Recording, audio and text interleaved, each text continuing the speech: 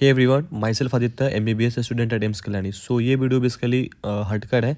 इस वीडियो में बेसिकली हम बात करेंगे अपना केमिस्ट्री के बारे में। ठीक है, केमिस्ट्री में आपको कैसे पढ़ना है, लाइक 3 पार्ट होते हैं ना उसमें, ऑर्गेनिक, फिजिकल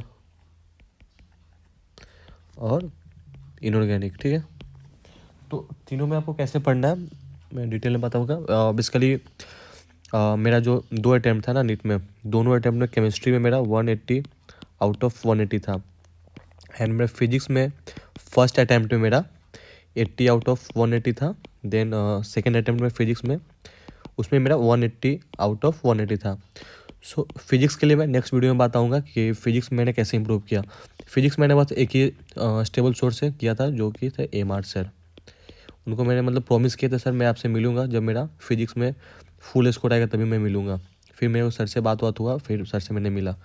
तो ठीक है, इस वीडियो में बात करेंगे बस इनऑर्गेनिक के केमिस्ट्री के बारे में कैसे पढ़ना है। ठीक है, सो ऑर्गेनिक लाइक ऐसा सब्जेक्ट है ना जिसमें आपको रटना ही है एंड थोड़ा लॉजिकल थिंकिंग के साथ रटना है। ऑर्गेनिक में मैं तुम्हें 2 चैप्टर बता रहा हूँ जो अच्छे से तुम कर लो। पहला जो चैप्टर तुम्हारा है पीरियोडिक क्लासिफिकेशन वाला। ठीक है, पीरियोडिक क्लासिफिकेशन वाला and chemical bonding. Chemical bonding and periodic classification important topic है। इस पे यदि तुम्हारा पकड़ हो गया ना, तो जितना भी ब्लॉक केमिस्ट्री है वो पूरा तुम्हारा इजी हो जाएगा।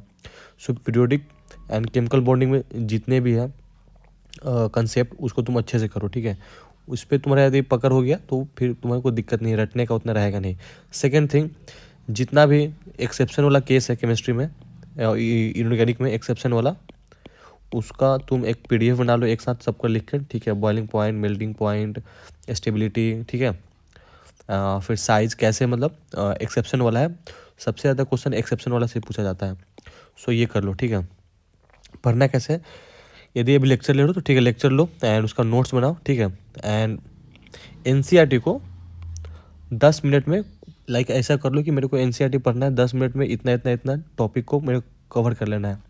ठीक है, तो 10 मिनट का रूल तुम बना के फॉलो करो। ठीक है, एंड प्रैक्टिस क्या करना है, इधर उधर कुछ प्रैक्टिस नहीं करना है इनऑर्गेनिक के लिए, बस तुमको PYQ फॉलो करना है। ठीक है, PYQ जितना है उतना कर लो, और टेस्ट टेस्ट जितना दो उतना तुम्हारा मार्क्स इन्हेंस होगा एंड तुम्हारा कॉन्फिडेंस भी बिल्ड होगा। ठीक है, एंड एक और सजेशन मैं देना चाहूँगा, यदि इनऑर्गेनिक तुम्हारा थोड़ा ठीक ठाक है, ठीक है, तो तुम फुल लेक्चर के अलावा तुम उसका वन शॉट देख सकते हो। ठीक है, वन शॉट भी उसमें लाइक बहुत सारे PW का मैं देखा था, एक मैम थी, उनका 7 आवर का था वन शॉट भी केमिकल बॉन्डिंग का। सो वो सफिशियंट है, उतना तुम कर लोगे तो दिक्कत तुम्हारा कुछ नहीं होगा। ठीक है, अदर क्वेश्चन लाइक तुम प्रैक्टिस कर सकते हो, लाइक एलन का मॉड्यूल, PW का मॉड्यूल, जो भी तुम्हारा XYZ मॉड्यूल है वहाँ से तुम कर सकते हो। ठीक है, वही करना है। सेकंड थिंग तुम्हें करना है क्या, जो भी तुम NCERT तो पढ़ना ही है, क्योंकि असर्शन रीजन डायरेक्ट उठ के आता है। सो जो जो टॉपिक तुम पढ़ रहे हो उसको 10 मिनट टॉपिक को पढ़ो, हाईलाइट करो थिंग्स को। ठीक है, कि इस पेज में ये चीज़ मेरे को पढ़ना है ड्यूरिंग रिवीजन करने टाइम। एंड उससे भी जो इंपॉर्टेंट लग रहा है, जिसमें रटने का है, लाइक ट्रेंड्स है जो जो तुम एक्सेप्शन वाला केस में बनाए हो, उसको फ्लैश कार्ड में रख लो। ठीक है, वहाँ से तुम उसको कर सकते हो। नेक्स्ट है तुम्हारा फिजिकल केमिस्ट्री। हाँ, फिजिकल केमिस्ट्री कैसे पढ़ना है। फिजिकल केमिस्ट्री हार्ड होता है बट उतना हार्ड नहीं होता है, क्योंकि जिनका फिजिक्स वीक होता है, लाइक मेरे को तो हार्ड लगता था फिजिकल केमिस्ट्री, क्योंकि मेरा फिजिक्स वीक था। बट फिजिकल केमिस्ट्री में सबसे इंपॉर्टेंट है तुमको फार्मूला शीट बनाओ एक, और हर फार्मूला लिखे हो रहना चाहिए उसमें। फार्मूला बनाओ, हर फार्मूला उसमें नोट होना चाहिए। सेकेंड थिंग, थोड़ा सा मतलब कंसेप्ट पे फोकस करो। इस पर कंसेप्ट ज़्यादा है नहीं, इस पर थोड़ा सा ही है, बट उस पर तुम पकड़ कर लिए तो फिर तुम्हारा फिजिकल केमिस्ट्री आराम से फुल स्कोर हो जाएगा। सेकेंड थिंग, कैलकुलेशन पे तुम्हें थोड़ा अच्छे से करना होगा, क्योंकि एग्ज़ाम में तुम्हारा जो एग्जामिनर रहेगा कैलकुलेशन ही टेस्ट करता है फिजिकल केमिस्ट्री में। तो वहाँ पे एक और चीज़ होता है ना, उसमें हम लोग करते हैं राउंडिंग ऑफ एग्ज़ाम में नहीं करना है। राउंडिंग ऑफ एग्ज़ाम में करोगे ऑप्शन काफ़ी पास आएगा, सो तुम कन्फ्यूज हो जाओगे। सो राउंडिंग ऑफ एग्ज़ाम में मत करना। ठीक है, NCERT तो कब पढ़ना है, जब तक तुम चैप्टर पे अच्छे से नहीं पढ़ लिए पूरे अच्छे से, तब तक NCERT को तुमको नहीं पढ़ना है। बट एनसीईआरटी का जितना क्वेश्चन है, इन टेक्स्ट क्वेश्चन है, एक्सरसाइज क्वेश्चन है, वो सब तुमको करना है और हर चैप्टर से एटलीस्ट 200 क्वेश्चन प्रैक्टिस करना है। एंड जो भी स्टार मार्क क्वेश्चन है, PYQ है, वो सब तुमको करना है, ठीक है। और हर चैप्टर का formula set is very important, ताकि जब तुम रिवाइज करो तो एक बार फार्मूला सेट लेके पढ़ लो, उसके बाद जो कंसेप्चुअल है वो पढ़ो, ठीक है। एंड एनसीईआरटी में जो भी एप्लीकेशन बेस है ना, उसको तुम सब कुछ लिख लिया करो। एप्लीकेशन बेस भी क्वेश्चन आता है तुम्हारा, लाइक सोल्यूशन चैप्टर में एप्लीकेशन बेस है, तो वहाँ से तुम उसको देख लेना, ठीक है। एंड OMR के साथ तुम प्रैक्टिस करो तो ज़्यादा थोड़ा अच्छा रहेगा। एंड एक एग्जाम्पल लेते हैं, ठीक है। Calculate the energy of joule corresponding to light wavelength दिया हुआ है, ठीक है। तो पहले देखो पूछ क्या रहा है मेरे से, कैलकुलेशन क्या है, तो एनर्जी को करना है, तो ठीक है लिख दो क्या पूछ रहा है, तो एनर्जी कैलकुलेट करना है तो वो लिख दो, ठीक है। फिर क्या क्या गिवन है तो देख लो, यहाँ पर तुमको एच गिवन है, ठीक है, स्पीड ऑफ लाइट गिवन है, वेवलेंथ गिवन है, तो तुम एनर्जी आराम से यहाँ से एनर्जी आराम से निकाल सकते हो। जो फॉर्मूला तुम्हारा है एनर्जी इक्वल HC/λ जो होता है, वहाँ से तुम आराम से एनर्जी निकाल सकते हो। सो पहले क्या क्या गिवन है, ठीक है। प्लैंक कांस्टेंट तुम्हारा गिवन है, एंड वेवलेंथ गिवन है, and speed of light given है, तो तुम एनर्जी जूल में आराम से वहाँ से निकाल सकते हो, ठीक है। तो पहले क्वेश्चन को पढ़ो क्या क्या गिवन है एंड क्या क्या आस्किंग है, तो फिर वहाँ से तुमको रिलेट करो कि इसमें कौन सा फार्मूला लग सकता है। यदि फार्मूला याद नहीं आ रहा तो फार्मूला सेट का तुम हेल्प ले सकते हो, ठीक है। ऑर्गेनिक केमिस्ट्री काफ़ी इजी है एंड काफ़ी स्कोरिंग है, ठीक है। इसमें तुमको लाइक ऑर्गेनिक इनऑर्गेनिक दोनों इजी है, स्कोरिंग भी है, बस थोड़ा सा तुमको फोकस करना होगा।